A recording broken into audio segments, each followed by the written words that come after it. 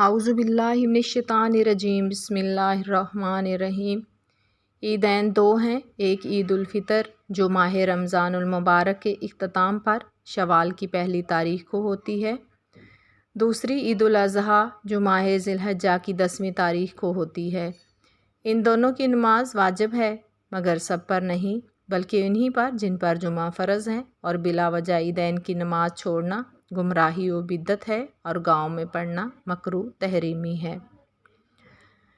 اس کی ادائیگی کی وہی شرطیں ہیں جو جمعہ کے لیے ہیں، صرف اتنا فرق ہے کہ جمعہ میں خطبہ شرط ہے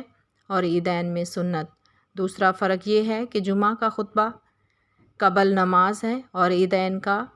بعد نماز، اور عیدین میں نہ اذان ہے نہ اقامت، صرف 2 بار اتنا کہنے کی اجازت ہے کہ الصلاۃ جامعۃ۔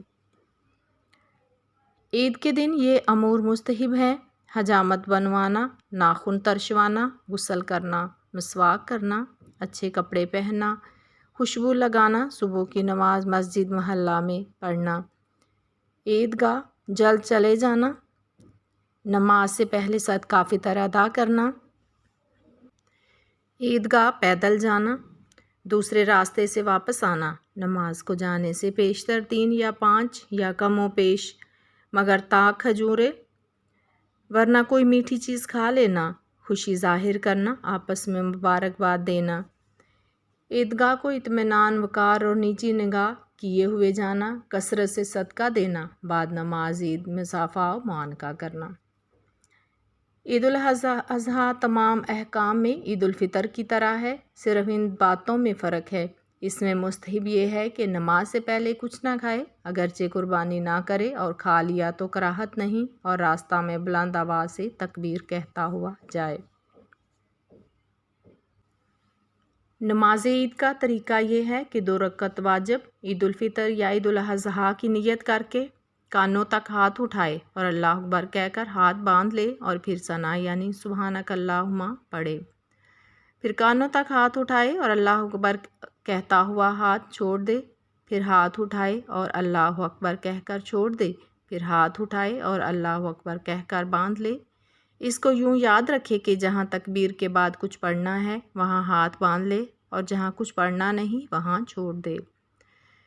پھر امام اعوذ اور بسم اللہ آہستہ پڑھ کر جہر کے ساتھ الحمد اور سورت پڑھے، پھر رکوع و سجود کرے اور دوسری رکعت کے لیے کھڑا ہو جائے، اور دوسری رکعت میں پہلے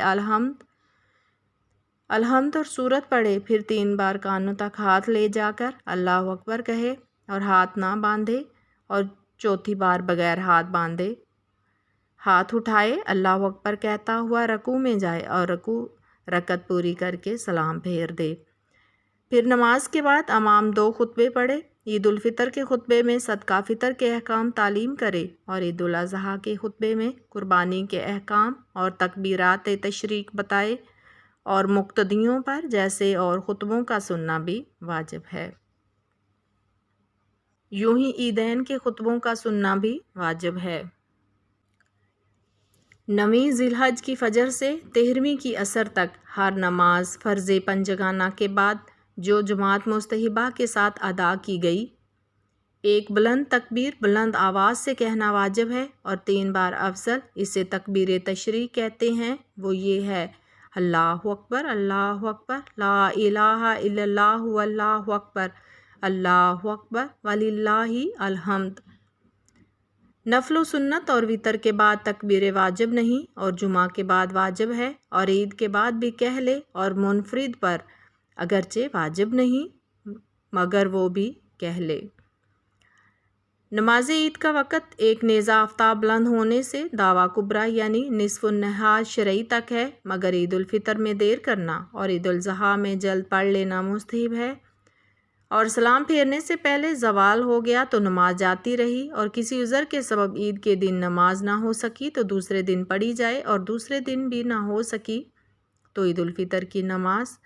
تیسرے دن نہیں ہو سکتی، اور عید الاضحیٰ کی نماز عذر کی وجہ سے 12ویں تک بلا کراہت مؤخر کر سکتے ہیں، 12ویں کے بعد پھر نہیں ہو سکتی۔ امام نے نماز پڑھ لی اور کوئی شخص باقی رہ گیا، خواہ وہ شامل ہی نہ ہوا تھا یا شامل تو ہوا مگر اس کی نماز کسی وجہ سے فاسد ہو گئی، تو دوسری جگہ مل جائے پڑھ لے ورنہ نہیں پڑھ سکتا۔ بہتر یہ ہے کہ وہی شخص 4 رکعت چاشت کی نماز پڑھ لے۔ تکبیر تشریق اس پر واجب ہے جو شہر میں مقیم ہو یا جس نے اس کی ابتدا کی ہو، اگرچہ مسافر یا گاؤں کا رہنے والا ہو، اور مقیم نے مسافر کی ابتدا کی تو مقیم پر واجب ہے اگرچہ امام پر واجب نہیں، اور مسبوق کو لاحق پر بھی تکبیر واجب ہے مگر جب خود سلام پھیریں اس وقت کہیں وما علینا الا البلاغ۔